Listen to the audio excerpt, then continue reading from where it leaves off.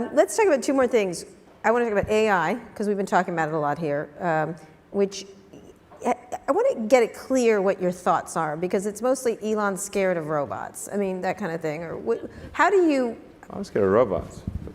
Or artificial intelligence. Can you clarify exactly what the issue you have now? And you deserve the background. We've been talking to Jeff Bezos, Sundar Pichai.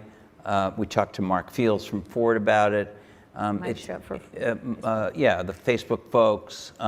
There certainly seems to be in the tech companies a big, tremendous new drive or interest to believing they will be all competing for intelligent assistance. And it's good. It'll make your life better. Make your life better. Technology Siri is going to suddenly get smart. Microsoft's one is going to get smart. Google is going to cream them all. It's largely a happy version of this. Sometimes technology hurts you, but not as much as it helps you. That's really... Yeah. So there's been a lot of conversation here about that. Yeah, sure. And you've staked out a slightly different position. So can you talk about that? Well, I mean, I think my sort of full position would require quite a long explanation. I mean, I am concerned about certain directions that AI could take that would be not good for the future. I mean, I think it would be fair to say that not all AI futures are benign, not all. Okay. And so if you have something, if we create some digital superintelligence that exceeds us in every way by a lot, it's very important that that be benign.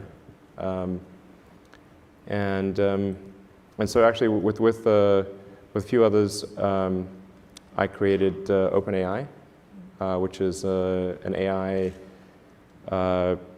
It's a nonprofit actually. There's no.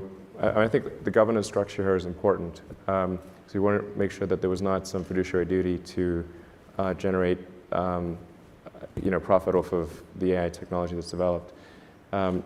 So we created this 501c3, but I think it's quite different from. I mean, a lot of sort of 501c3s are they don't have a high sense of urgency, and they're not they're not really sort of developing technology at a fast pace. But OpenAI is. So OpenAI has a very high sense of urgency, and I think that the people that have joined are really, really amazing. And the intent with OpenAI is to democratize AI power. There's a quote that I love from Lord Acton. He was the guy that came up with power corrupts and absolute power corrupts absolutely, which is that freedom consists of the distribution of power and despotism in its concentration. And so I think it's important, if we have this incredible power of AI, that it not be concentrated in the hands of a few and potentially lead to a world that we don't want. And what world is that? What do you foresee that when you see it? It's difficult. I mean, it's called the singularity because it's difficult to predict exactly what future that might be. Except I don't know a lot of people who love the idea of living under a despot. I don't think people generally choose to live in a democracy over a dictatorship. And the despot would be the computer? Or the people controlling the computer.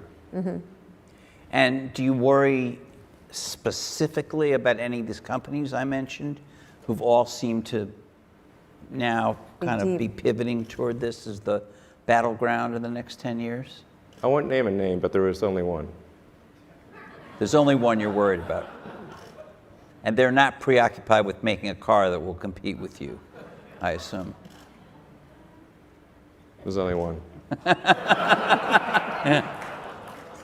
And tell me, this is an interesting... It's not about competing. This is sort of like what would be the point of competing for, mutual destruction? It's like it's not about competing. It's really just about trying to increase the probability that the future will be good. That's all. So the goal of OpenAI is really just to take the set of actions that are most likely to improve the positive futures like you can think of like the future as a set of probability streams that, Yep. that branch out and then converge, collapse down to a particular event, and then branch out again.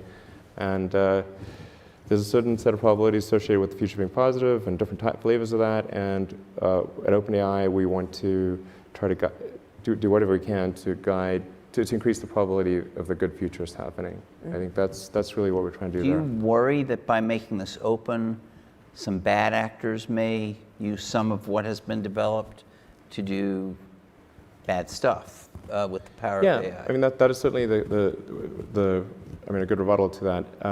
However, I think if AI power is widely distributed, then, and there's not, say, one entity that has some super AI that is 1,000,000 times smarter than anything else.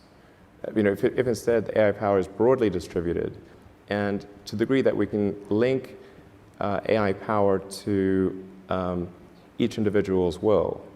So like you know, you would have your AI agent, and you would, like everyone would have their sort of AI agent, and then if somebody did try to do something really terrible, well, then the collective will of others could overcome that bad actor. Which you can't do if there's one AI that's, you know, 1,000,000 times better than everything else. And it's proprietary. And it's either has its own will, or more likely, at least in the beginning, is controlled by, you know, some small set of people. So I think that's really the risk. I mean, you know, there's always been these arguments like, what's the best form of government? I'm a big fan of, I think it was Churchill, like, you know, democracy is the worst form of government except for all the others. Right.